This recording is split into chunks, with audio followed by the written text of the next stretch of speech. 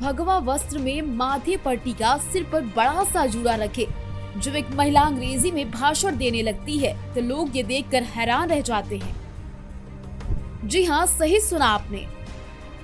दरअसल भगोड़े आरोपी नित्यानंद ने महिला की तस्वीर ट्वीट की तो पता चला वो कौन है। स्वघोषित स्वामी नित्यानंद इस तरह के प्रोपेगेंडा करने में आगे हैं। बता दें, दक्षिण अमेरिका देश इक्वाडोर के पास एक टापू उन्होंने खरीदा। इसका नाम उन्होंने खुद रखा। इस देश के मालिक है वो। इस देश का नाम रखा कैलासा। नित्यानंद इसे अलग देश की मान्यता दिलाना चाहता है। नित्यानंद का ये देश उनके लिए सब कुछ है। नित्यानंद ने अपनी शिष्य विजय प्रिया को संयुक्त राष्ट्र के कार्यक्रम में भेजा था। हालांकि बाद में कहा गया एनजीओ की ओर से वो शामिल हुई। नित्यानंद पर अपहरण और रेप के आरोप भी हैं। वो भारत से फरार हुआ है। बताते चले, यूनाइटेड स्टेट ऑफ कैलासा नाम का देश नित्यानंद ने बसाया, जहां पर हिंदू रिवाजों के मुताबिक काम किया जाता है। कैलासा के फेसबुक अकाउंट के मुताबिक विजय प्रिया नित्यानंद दूसरे देशों के नेताओं से मिली। उनकी शिष्या का नाम विजय प्रिया है, जो बड़े से जूड़े के साथ माथे पर बिंदी लगाकर अंग्रेजी में भाषण देती नजर आई। नित्यानंद का दावा है कैलासा ने कई देशों में दूतावास और एनजीओ खोले। बता दें, यूएन के कार्यक्रम में नित्यानंद की शिष्या ने उनके लिए सुरक्षा की मांग की। 24 फरवरी को संयुक्त राष्ट्र की आर्थिक, सांस्कृतिक और सामाजिक अधिकारों की समिति की बैठक थी। विजय प्रिया उसमें शामिल हुई। उन्होंने कहा, कैलासा हिंदुओं का संप्रभु राज्य है। इसे नित्यानंद परम शिव ने स्थापित किया। बताते चले, यूनाइटेड नेशंस की बैठक में दुनिया भर के तमाम देशों के रिप्रेजेंटेटिव सामने आते हैं। पर आपको क्या पता था कि इसमें एक ऐसा शख्स आएगा जिसे देखकर हर कोई हैरान रह जाएगा।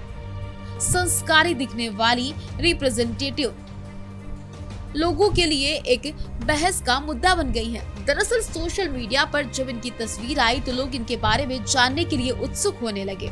कैलासा एक देश है जिसे बनाने वाला कोई और नहीं बल्कि एक भारतीय है। भारत में भगोड़ा घोषित किए जाने के बाद नित्यानंद को ये ख्याल आया। उन्होंने एक टापू खरीदा जिसका नाम कैलासा रखा। देश से भागने के बाद उन्होंने साउथ अमेरिका में आइलैंड खरीदा। 24 फरवरी को स्विट्जरलैंड के जिनेवा शहर में यूनाइटेड नेशंस की एक बैठक थी जिसमें विजय प्रिया नित्यानंद ने हिस्सा लिया। विजय प्रिया ने खुद को यूएसके का एम्बेसडर बताया और बैठक में भाग लिया। आइए जानते हैं आखिर कौन है ये चर्चा का विषय विजय प्रिया नित्यानंद। विजय प्रिया नित्यानंद असल में नित्यानंद की एक अनुयायी है। वो यूएन मीट में बतौर एम्बेसडर आई। उनको देखने के बाद हर कोई अचंभित रह गया। इस बैठक में दावा किया गया कि नित्यानंद हिंदुओं को 10,000 साल पुराने रीति रिवाजों को जीवित करने की बात कर रहे हैं। प्रिया की कुछ तस्वीरें इंटरनेट पर वायरल हुई। उन्हें लेकर बहुत से दावे भी किए जाने लगे, लेकिन अभी तक किसी भी दावे की पुष्टि नहीं की जा सकी है। विजय प्रिया की लिंक्डइन प्रोफाइल की माने तो उन्होंने यूनिवर्सिटी ऑफ मैनिटोबा से माइक्रोबायोलॉजी और बीएससी ऑनर्स किया। इसी के साथ इन्हें इंग्लिश, फ्रेंच, हिंदी, क्रूओल और पिगडिंग यानी कि फ्रेंच बेस्ड भाषा का भी अच्छा खासा ज्ञान है। यूनाइटेड नेशंस की बैठक में प्रिया ने कई देशों के रिप्रेजेंटेटिव के साथ मुलाकातें की, फोटोज भी खिंचवाई, जो फोटो सोशल मीडिया पर वायरल हुई। माथे पर बड़ा सा जुड़ा जिसे देखकर हर कोई सोचने पे मजबूर, आखिर एक संस्कारी महिला क्या कर रही है। ये नित्यानंद द्वारा बनाया गया देश है। साउथ अमेरिका के इक्वाडोर के पास ये मौजूद है। कैलासा की अपनी वेबसाइट है जिसके मुताबिक इस देश को एम्बेसी और एनजीओ 150 देशों में मौजूद है। वैसे इक्वाडोर ने आधिकारिक तौर पर नित्यानंद के उनके देश में होने की बात को नकारा, लेकिन कैलासा की वेबसाइट तो यही कहती है कि नित्यानंद उस देश की सीमा में ही।